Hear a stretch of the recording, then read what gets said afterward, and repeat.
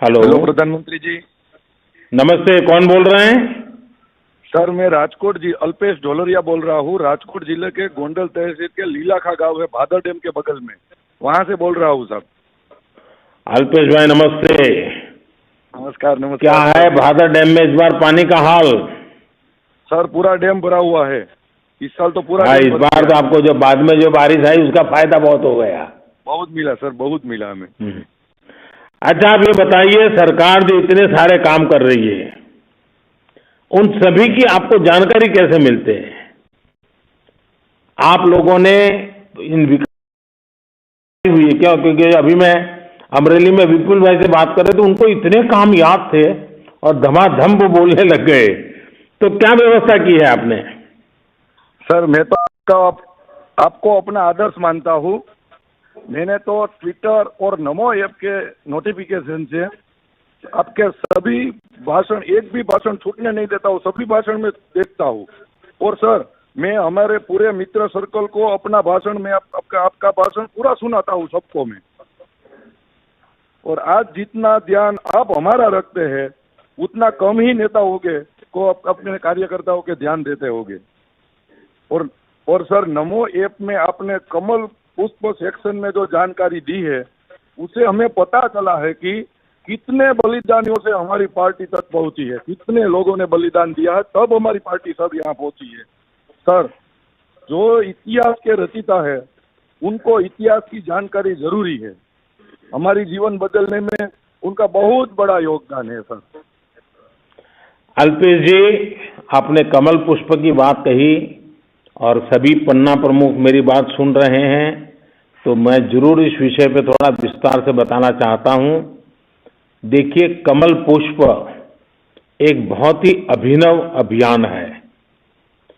आप जिस क्षेत्र के पन्ना प्रमुख हैं, लोगों से पूछ करके जानकारी प्राप्त कीजिए कि उस क्षेत्र में जनसंघ के जमाने में कौन हमारी पार्टी का काम करता था, बीजेपी के समय हमारी पार्टी का कौन काम करता था, इमरजेंसी के समय जो अत्याचार हुए हमारे किन किन लोगों को सहना पड़ा, हमारे लोगों को क्या क्या जिम्मेवारियां उठानी,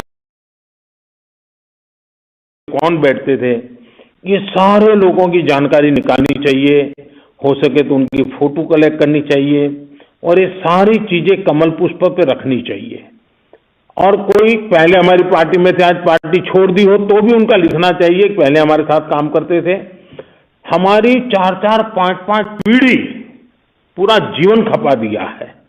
अगर कमल पुष्प में हम उनको अमर बना देते हैं, उनकी हर पुराने समय में उन्होंने जो काम किया है, साइकिल लेकर के गांव गांव गए हुए हैं लोग, ये अगर आप कमल पुष्प पर अपलोड करने का अभियान चलेगा। और राजकोट तो एक प्रकार से गुजरात में जनसंघ को अगर कहीं से ताकत मिली तो राजकोट से मिली। सबसे पहले जो पार्टी की ताकत खड़ी हुई वो राजकोट में खड़ी हुई। और मेरा भी सौभाग्य है कि मैं पहला जो चुनाव लड़ा जीवन में वो राजकोट से लड़ा और राजकोट ने मुझे बहुत प्यार दिया और वो गाड़ी अब चलती ही रहती है, तो मुझे अच्छा लगा।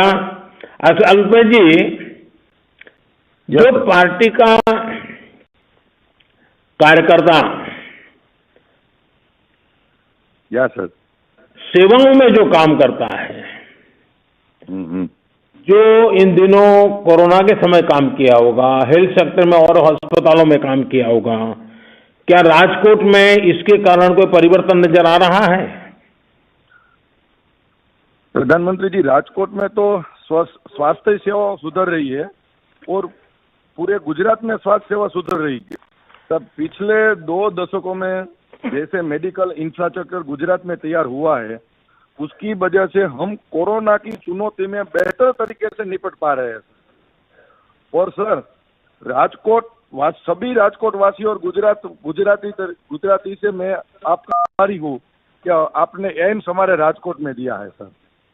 और इसी वजह से जो कितनी बीमारी ऐसी थी उसको निपटने के लिए हमको बॉम्बे जाना पड़ता था, तो दिल्ली किसी को जाना पड़ता था, अब कहाँ किसी को जाने की जरूरत नहीं पड़ेगी। सभी बीमारियों का इलाज हमारे राजकोट में एम्स में मिल जाएगा सर। और सर 30 से ज्यादा मेडिकल कॉलेज दी है आपने। ये एम्स राजकोट में है, इसीलिए हम लोग बहुत सर खुश है, बहुत खुश है। अल्पेश जी, मुझे आपकी खुशी आपकी बातों में भी नजर आ रही है। एकदम आपका आवाज में भी ताकत बढ़ गई। अल्पेश जी, भारत आज हेल्थ सिस्टम को लेकर बड़े परिवर्तन की ओर बढ़ रहा है। भारत ने जिस तरह मजबूती से कोरोना से लड़ाई लड़ी है, वो दुनिया ने भी देखी है। आज चाहे मास इम्यूनाइजेशन हो या फिर इससे जुड़ी टेक्नोलॉजी, सबकी निगाहें भारत की तरफ देख रही हैं। इस पूरे हेल्थ सिस्टम को आगे बढ़ाने में, लोगों तक पहुंचाने में आप जैसे अनेक कार्यकर्ताओं का भी योगदान है। आयुष्मान भारत के तहत लाभार्थियों तक योजना को पहुंचाना हो या फिर कोरोना में लोगों को वैक्सीन बूथ तक ले जाना, आप जैसे हजारों कार्यकर्ताओं ने देश के हर कोने में काम किया। उसी प्रकार से सेवा ही संगठन के समय भी, कोरोना के समय हमारे कार्यकर्ता घर में रहने के बजाय कोई गरीब भूखा न सो जाए, किसी को असुविधा ना हो, दवाई चाहिए उसको दवा पहुंचाई, अनेक प्रकार के काम किए हैं। तो मैं इस मौके पर आप सबको बहुत बहुत बधाई देता हूं। राजकोट के सभी लोगों को हमारी याद दे देना, मुझे अच्छा लगा।